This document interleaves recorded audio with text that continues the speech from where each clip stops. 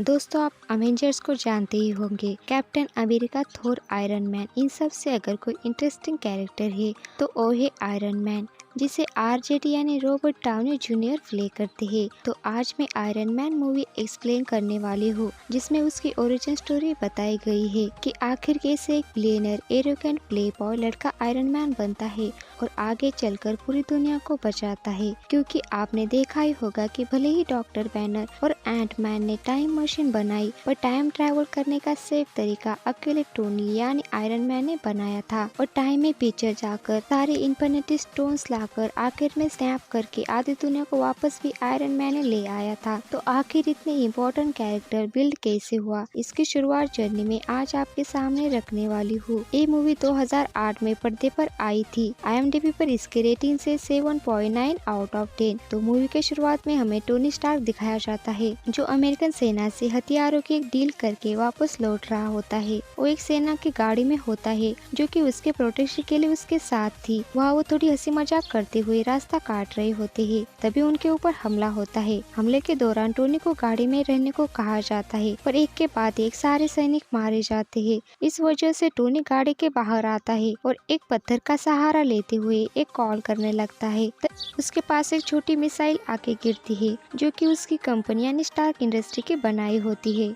उससे बचने के लिए उड़ तो जाता है, पर देर हो जाती है और मिसाइल फट जाती है। टोनी ने एक बुलेट प्रूफ कवर भी पहना होता है, पर मिसाइल के इतने नजदीक होने के कारण वो भी फट जाता है और उसके कुछ टुकड़े उसके छाती के अंदर घुस जाते हैं और बेहोश हो जाता है। जब उसकी आंखें खुलती है तो वो कुछ आतंकवादियों के कब्जे में होता है और वो हिंदी में एक वीडियो शूट कर रहे होते हैं, एक मैसेज जो किसी को भेजना होता है। इसके बाद एक प्रेस कॉन्फ्रेंस दिखाई जाती है, जो टोनी के किडनैप होने के 36 घंटे पहले हुई थी। वहाँ उसका बेस्ट फ्रेंड रोडी, जो मिलिट्री में लेफ्टिनेंट के पोस्ट पर होता है, टोनी के एजुकेशन और उसके तेज दिमाग के बारे में बताता है। वो बताता है कि सिर्फ 4 साल की उम्र में टोनी ने पहला सर्किट बोर्ड बनाया था, 6 साल की उम्र में पहला इंजन और 17 साल की उम्र में MIT से ग्रेजुएट हुआ। हावर्ड स्टार्क के गुजरने के बाद कुछ समय उनके दोस्त ओबेडिया स्टेन ने कंपनी को संभाला और 21 साल की उम्र में कंपनी को टोनी ने अपने हाथ ले लिया और अपने तेज दिमाग की बदौलत ऊंचाई तक पहुंचाया। उससे कई नई टेक्नोलॉजी लाई, आधुनिक हथियार बनाए, जिससे देश सुरक्षित महसूस कर सके। स्पीच खत्म होने के बाद रोडी टोनी को अबूजी अवार्ड का विनर घोषित करता है और स्टेज पर बुलाता है, पर टोनी वहाँ नहीं होता। इसी के कारण ओबेडिया स्टेज पर जाते हैं, टोनी की तरफ से अवार्ड को एक्सेप्ट करते हैं। टोनी उधर पार्टी में जुआ खेल रहा होता है, मानो उसके लिए अवार्ड का कोई महत्व ही नहीं है।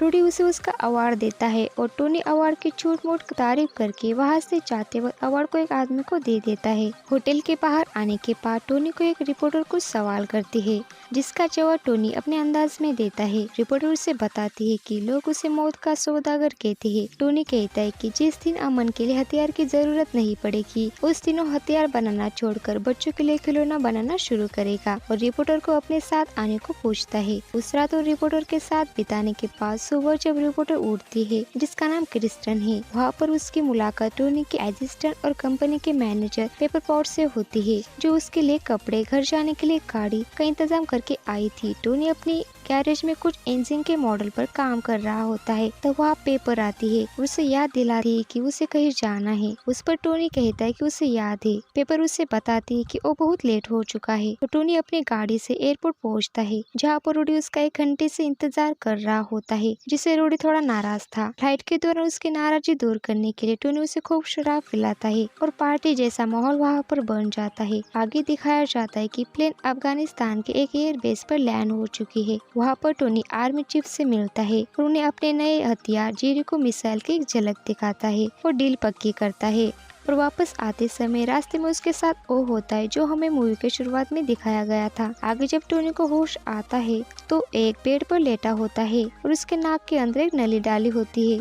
वो उसे बाहर निकालता है और वो देखता है कि उसकी छाती में एक इलेक्ट्रोमैग्नेटिक मशीन लगाई गई है, जो एक कार की बैटरी से कनेक्ट थी। वहाँ पर उसकी मुलाकात एक यंसन नाम के आदमी से होती है, जो उसकी तरह वहाँ बंदी था। यंसन उसे बताता है कि वो इलेक्ट्रोमैग्नेटिक जो उसके छाती में लगाया है, वो उसी ने लगाया है, क्योंकि मिसाइल उसके नजदीक फटने से उस बुलेट प्रूफ कवर के कुछ टुकड़े उसके छाती में चले गए थे, जो अगर उसके दिल तक पहुँच जाते तो उसकी मौत हो जाती। उसने जितने हो सकते थे उतने टुकड़ों को निकाल लिया और कुछ टुकड़े अभी भी उसके छाती में रह गई जिनको वो निकाल नहीं पाया। इसलिए उसने वो इलेक्ट्रोमैग्नेट उसके छाती में लगाया ताकि वो उन टुकड़ों को उसके दिल तक जाने से रोके। तभी वहाँ पर कुछ लोग आते हैं जो टोनी से कहते हैं कि वो उनके लिए एक मिसाइल बनाए जिसे टोनी ने हाल ही में सेना को बेचा था, यानी वही जेरिको मिसाइल। वो बताते हैं कि मिसाइल बनाने के लिए जो भी चीजों की जरूरत उसे पड़ेगी वो सब उनके पास है और एक बार मिसाइल बन गई तो वो उसे सही सलामत छोड़ देंगे। और टोनी साफ मना करता है जिससे नाराज होकर उसे पानी में डुबो डुबा कर टॉर्चर करते हैं। उसे उस केव से बाहर लाया जाता है और टोनी को उनके हथियार दिखाए जाते हैं। और एक बार टोनी को हैरान करती है कि उनके पास जो भी हथियार होते हैं वो सब स्टार्क इंडस्ट्री के थे, यानी टोनी के खुद के कंपनी के। वो लोग टोनी से फिर से उसका जवाब पूछते हैं तो टोनी उन्हें हाँ कर देता है क्योंकि टोनी यंसन को कहता है कि वो मिसाइल बनाए या ना बनाए फिर भी उन दोनों को ये लोग मार देंगे। पर तभी टोनी के दिमाग में एक आइडिया आती है और जो उसे चाहिए वो सब सामान उन्हें लाने को कहता है और अपने काम में जुट जाते हैं। एक छोटी मिसाइल से वो एक छोटी चीज निकालता है जिसे पैलेडियम कहते हैं जो 0.15 ग्राम था। टोनी यंसन को और मिसाइल से इसे निकालने को कहता है। उनके हर काम पर आतंकवादी की नजर थी क्योंकि वहाँ सीसीटीवी लगाए थे। वो दोनों पैलेडियम को पिघलाकर उसकी एक रिंग बनाते हैं। इसकी मदद से टोनी एक छोटा सा चमकती हुई चीज बनाता है जो एक छोटा आर्क रिएक्टर होता है जिसे वो अपने छाती में फिट करता है। टोनी यंसन को एक एस्केप प्लान बताता है जिसकी मदद से वो यहाँ से निकाल सकते हैं। उसे एक डायग्राम दिखाता है जो एक रोबोट की तरह नजर आता है। यंसन और टोनी जब उस एस्केप प्लान पर काम कर रहे होते हैं तब सीसीटीवी पर आतंकवादी उन्हें ऐसा करते देख लेते हैं तो उनको शक होने लगता है और वो वहाँ पर आते ही यंसन को वहाँ पर क्या चल रहा है ऐसा पूछते हैं, जिस पर यंसन उन्हें कहता है कि काम में चल रहा है ऐसा बताता है। पर उन्हें यकीन नहीं होने के कारण तो वो यंसन के मुंह में लोहे का एक गर्म टुकड़ा डालने जाते हैं। और टोनी उन्हें रोकता है और बोलता है कि उसकी यंसन की जरूरत है क्योंकि वो काम जानता है। तो लोग उन्हें एक दिन की मोहलत देते हैं और वहाँ से चले जाते हैं। अभी दोनों और ज्यादा स्पीड से अपना काम करते हैं और जब वो तैयार होते तो फिर से सीसीटीवी में आतंकवादी को शक होने से दो लोग वहाँ आते हैं पर अंदर से कोई जवाब नहीं आने से उन्हें शक होता है और वो दरवाजा तोड़ देते हैं। पर दरवाजा तोड़ते एक धमाका होता है क्योंकि उन दोनों ने वहाँ पर एक बॉम्ब फिट किया था ताकि अंदर कोई ना आ सके। बॉम्ब ब्लास्ट होने से सारे आतंकवादी वहाँ आने लगते हैं। यहाँ टोनी उस रोबोट के सूट को तैयार कर ही रहा था और वहाँ पर आतंकवादी आने लगते हैं तो यंसन टोनी के मना करने के बाद भी उन्हें रोकने के लिए बंदूक लेके फायर करने लगता है जिसमें यंसन मारा जाता है और वो लोग उस केव में पहुँच जाते हैं। पर सूट में सारे फीचर इंस्टॉल होते हैं और सूट पूरी तरीके से रेडी होता है तो टोनी अपने सूट के मदद से उन लोगों को मार देता है और उसके वहाँ पर जितने भी हथियार थे उन्हें नष्ट करके वहाँ से उड़ जाता है। पर थोड़ी ऊपर जाते ही सूट की पावर खत्म हो जाती है और वो नीचे रेत पे गिरता है। पर अब वो वहाँ से फ्री हो जाता है और रेगिस्तान में आगे बढ़ता है। तभी वहाँ पर सेना के कुछ हेलीकॉप्टर आते हैं जिसमें रोडी भी था और टोनी को वहाँ से बचाकर घर ले जाते हैं। घर आती वो पेपर से एक प्रेस कॉन्फ्रेंस बुलाने को कहता है और बर्गर खाते खाते उस प्रेस कॉन्फ्रेंस में जाता है। उसी कॉन्फ्रेंस में पेपर की मुलाकात एक आदमी से होती है जो खुद को फिल कॉल्सन बताता है जो एक स्पेशल ऑर्गेनाइजेशन की तरफ से टोनी स्टार्क से मिलने के लिए आया था। मौत को इतने नजदीक से देखने के बाद और अपनी कंपनी में हथियार का गलत इस्तेमाल देखने के बाद वो उस प्रेस कॉन्फ्रेंस में कहता है कि उसकी कंपनी अब कोई हथियार नहीं बनाएगी, वो हथियार बनाना बंद कर रहा है। इससे सारे देश में छलाछल मचती है और ये बात कंपनी के कुछ लोगों को पसंद नहीं आती, खासकर ओबेडिया स्टेन को। टोनी ओबेडिया को समझाता है कि हथियार बनाने के अलावा भी वो कुछ अच्छा काम कर सकते हैं और उसे आर्क रिएक्टर तकनीक को दोबारा जांचने को कहता है। पर ओबेडिया कहता है कि वो एक फेल्ड प्रोजेक्ट था, सिर्फ एक पब्लिसिटी स्टंट। टोनी उससे अपने छाती में फिर छोटा आर्क रिएक्टर दिखाता है और कहता है कि ये तकनीक काम करती है। अगले दिन पेपर टीवी न्यूज पर कंपनी बिराती सुन रही होती है। टोनी उसे कॉल करके अपनी थोड़ी सी मदद के लिए नीचे उसके लैब में बुलाता है। उससे अपने छाती में से एक तांबे की तार निकालने को बोलता है। पहले तो पेपर मना करती है पर टोनी उसे कहता है कि उसके अलावा उसका कोई नहीं है और पेपर इमोशनल होकर वो तांबे की तार निकालने लगती है। जब वो उसे निकालती है तो टोनी को एक झटका लगता है और जल्दी से दूसरा आर्क रिएक्टर फिट कर देती है और आगे ऐसा कोई भी काम उसे करवाने के लिए मना करती है।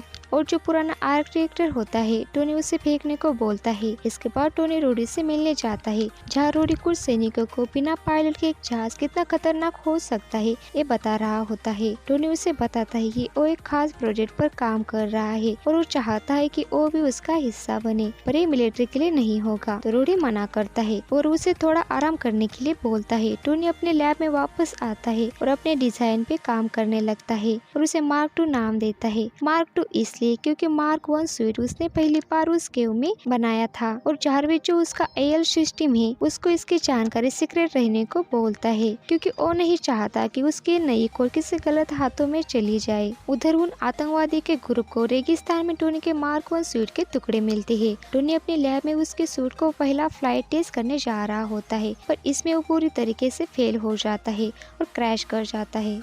दूसरी बार भी जब वो हाथों से परीक्षण करता है उसमें भी फेल होता है। वहाँ पर पेपर आकर उसे बताती है कि ऊपर ओबड़िया उसे मिलने आया है।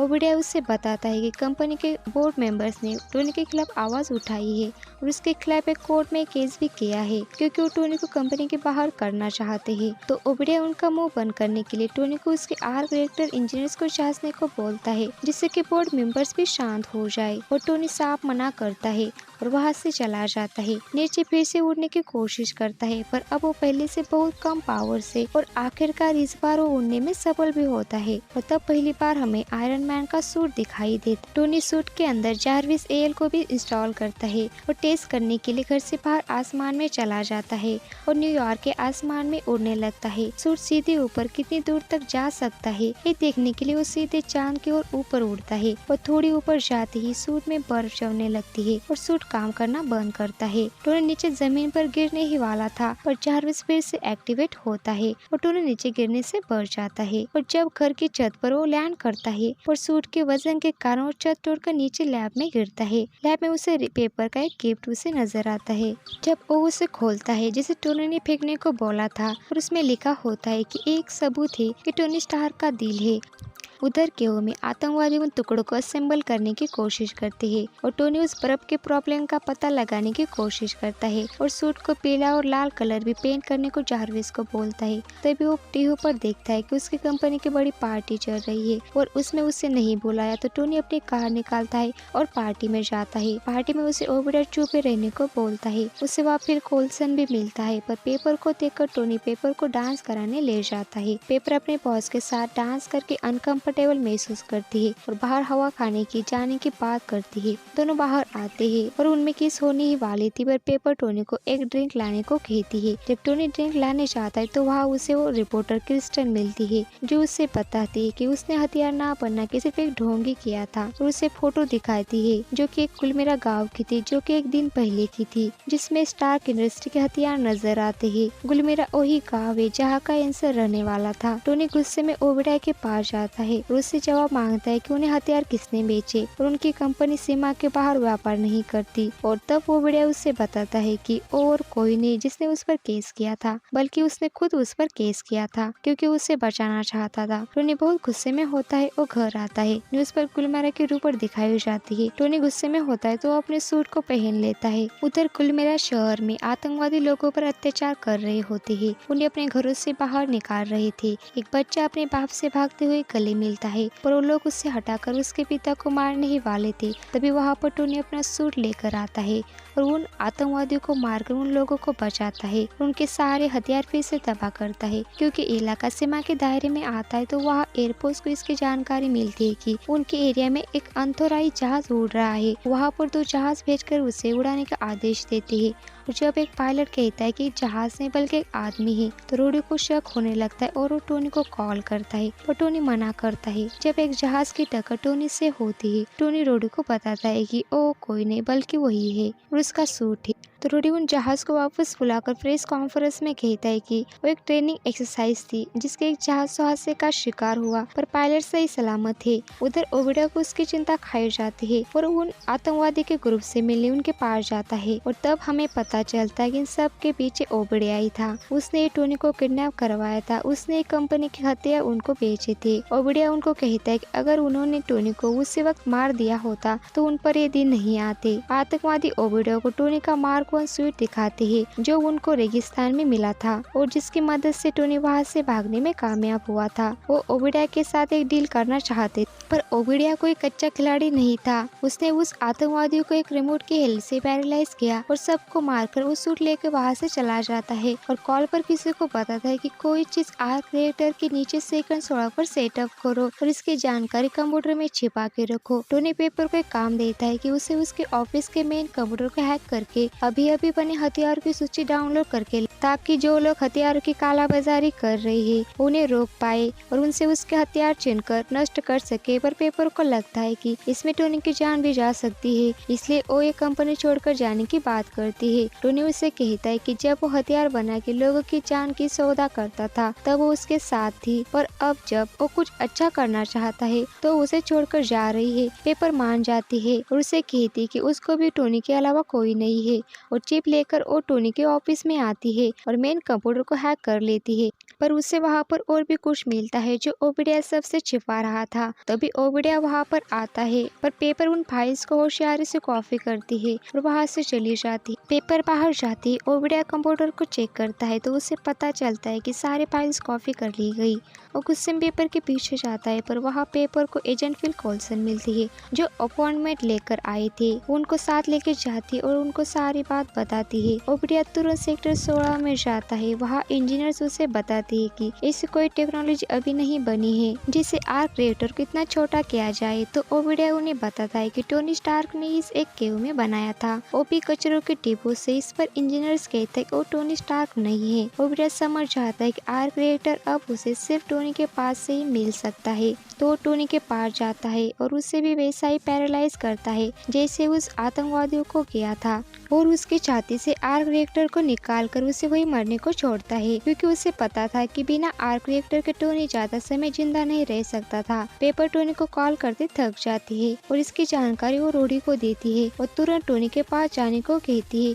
रोडी भी बिना देर के टोनी के घर गाड़ी घुमाता है और पेपर एजेंट कोल्सन के साथ सेक्टर 16 में जाती है। घर पर स्टार्क जैसे तैसे करते गिरते हुए रेंगते हुए अपने लैब में आता है जहाँ पेपर ने दिया हुआ उसका पहला आर्क रिएक्टर रखा हुआ था, पर उस तक वो पहुँच नहीं पाता और नीचे गिरता है तो वहाँ की एक मशीन उसे उला कर देती है और टोनी उसे अपने छाती में लगाता है। ओबिडिया भी आर्क रिएक्टर को अपने डिजाइन किए हुए सूट के अंदर डालता है जिससे उसे पावर मिलती है और सूट एक्टिवेट होता है। रोडी भी टोनी के पास आता है। टोनी उससे पूछता है कि पेपर कहाँ है। उसे बताते को गिरफ्तार करवाने गई है और सेफ है। जब पेपर से वहाँ का एक दरवाजा खोल नहीं पाता तो एजेंट कोल्सन उसे बॉम्ब से उड़ा देते हैं। तभी ओबिडिया को समझ आता है कि वहाँ पर कोई आया है और उस सूट के अंदर चला जाता है और टोनी भी अपने सूट को पहनकर वहाँ से पेपर की ओर निकालता है। फिर कोल्सन और पेपर जब अंदर जाते तो उन्हें समझ आता है कि ओबिडिया वहाँ पर एक सूट बना रहा था। तभी ओबिडिया उन पर अटैक करता है। पेपर जैसे तैसे बाहर आती है।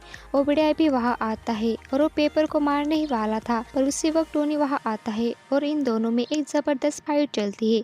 ओबिडिया टोनी पर एक गाड़ी को फेंकता है और टोनी गाड़ी को और गाड़ी के अंदर के लोगों को बचा लेता है जो टोनी को भी कुचलकर वहाँ से भाग जाते हैं।